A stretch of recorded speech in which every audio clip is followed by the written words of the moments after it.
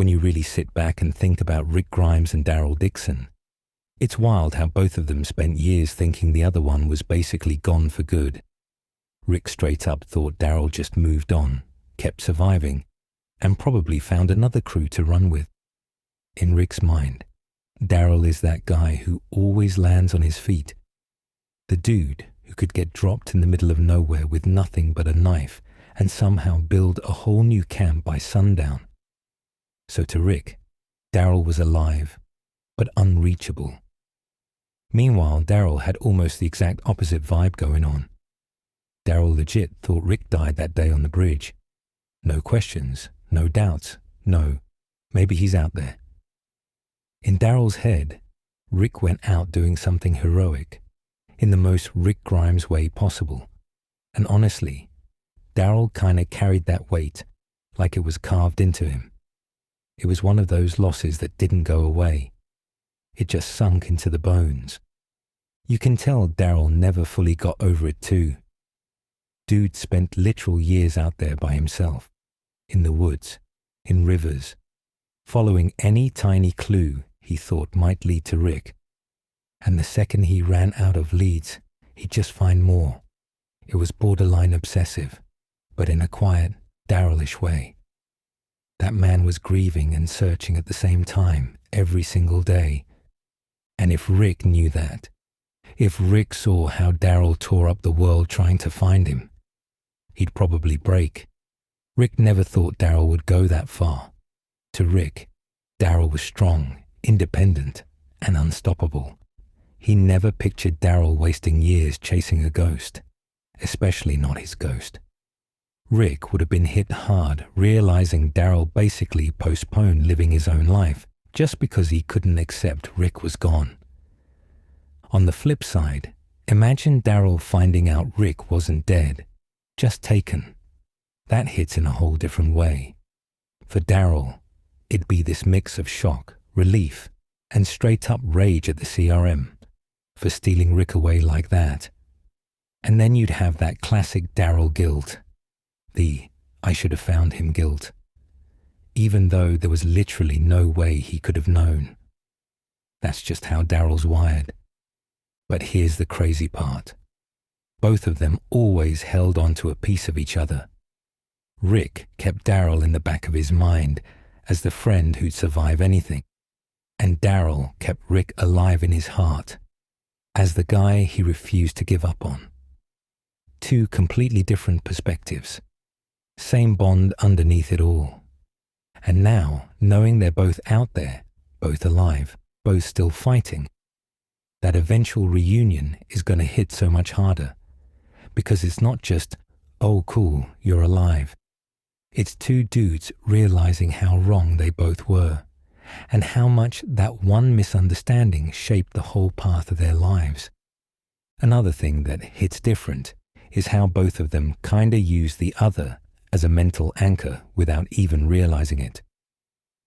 Rick survived the CRM years by holding onto the idea of home, and Daryl was a huge part of what home meant. In dark moments, Rick probably imagined Daryl still riding that bike, still swinging that crossbow, still keeping the group together.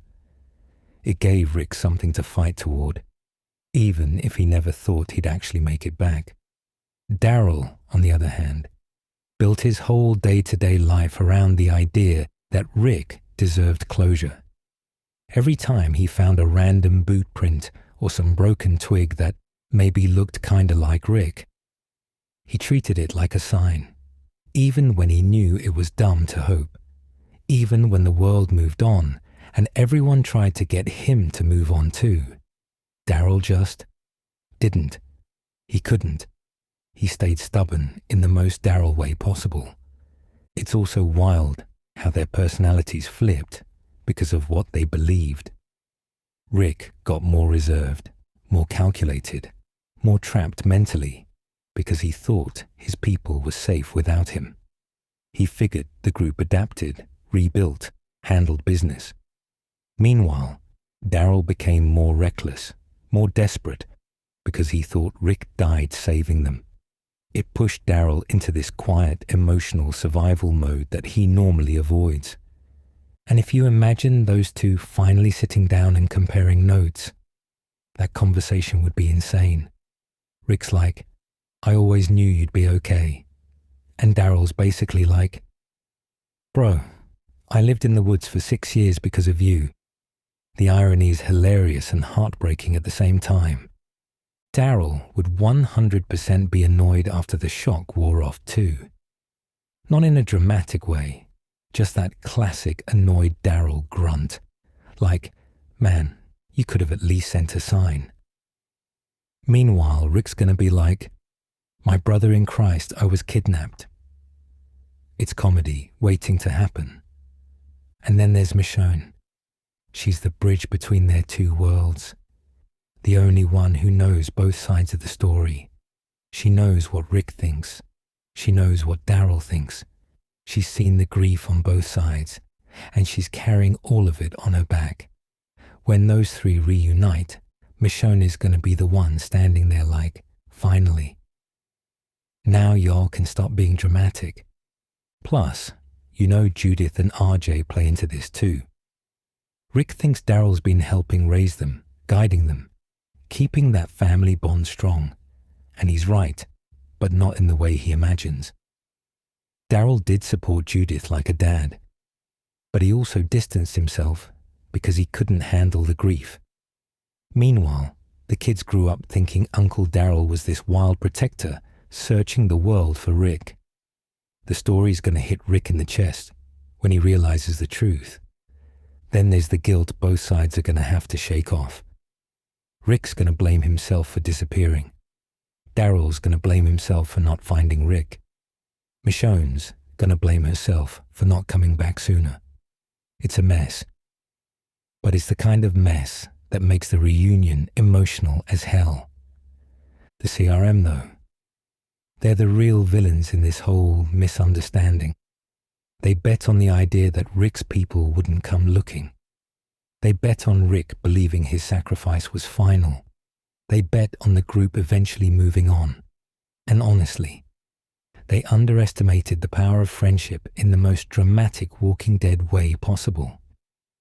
Even after all this time, their bond hasn't cracked. Rick and Daryl have the kind of connection where 10 years apart doesn't matter. They'll fall right back into their dynamic, the same way they did in the main show after every separation, like no time passed at all. That's why fans are so hyped. It's not just two characters meeting again. It's the emotional payoff of a whole decade. And now, the stage is set. The clues are there. The stories are building toward each other.